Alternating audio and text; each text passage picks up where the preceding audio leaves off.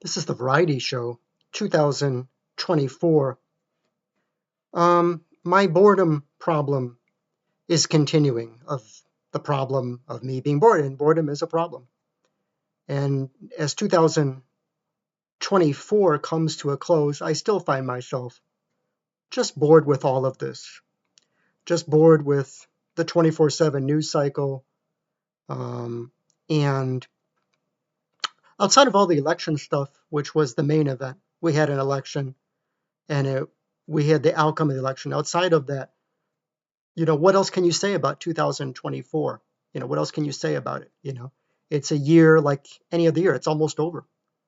And I'm always just bored with the 24/7 news cycle, especially from the regular mainstream news. I'm glad the election is over because I got so tired of the campaign events and the rallies, the conventions, the picking of that Kamala picked Tim Walz and Donald Trump picked J.D. Vance for running. There was the suspense about who they were going to pick for vice president.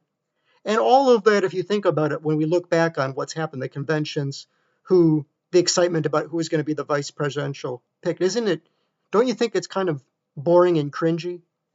Now that we look back on it, at that moment, it was exciting because we didn't know what 2024 was going to be. But looking back on a year almost over, 2024, it seems so boring and cringy, and it's just the same old stuff. I mean, I'm bored with all of this. I'm bored with all of this.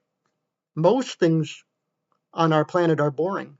Most people on our planet are boring. The news media is at the top of the list, and outside of food and family, friends, having Thanksgiving with a holiday with your loved ones, with your family, food and family and friends, and a few other things, the innocence of children, the things like that. Outside of those things, the world is boring. I mean, it is a boring place. I mean, George Carlin was a great comedian.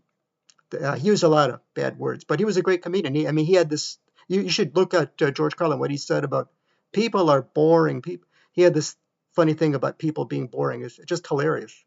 I mean, about him getting bored with people. I mean, the world is boring, and I have high hopes for 2025. And I hope that 2025 will bring some more interesting developments. What's going to happen with pop culture and movies and music and politics and a new administration in the White House after Trump gets inaugurated, and what Putin's going to do, what Ukraine is happening in Ukraine, what's happening in the Middle East. What are the new trends on YouTube, on the social media, on TikTok, on what's going to happen? Is Elon Musk going to be like when he works with Trump? And all these questions about the next 6 months, the next 12 months. I have high hopes that 2025 will at least be interesting and not just bore me to death. But 2025, I don't know if it'll be exciting and take my boredom away. But I also think it's a scary thought. 2025 and the next 6 months, the next 12 months into yet another new year, 2025. I think it's scary. It's a scary thought.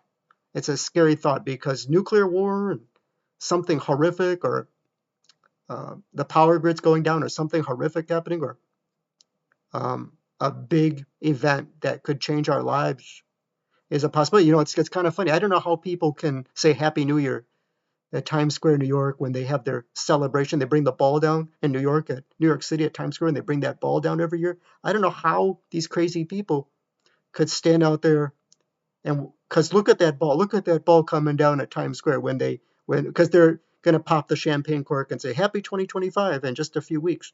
And look at that ball coming down in Times Square. That looks like a COVID ball. If you think of COVID, that ball coming down at Times Square, New York, that looks like a COVID ball to me. So that's really crazy. I don't know how you can drink champagne and act all crazy in New York celebrating 2025. I don't know how you can do that. We know it's not going to be good. We know it's not going to be. It's going to bring more misery. And yeah, there's a new administration, okay, but Donald Trump is not going to solve all the problems in the world. He's not. And I'm still going to be bored in 2025, I'm pretty sure. This is The Variety Show 2024.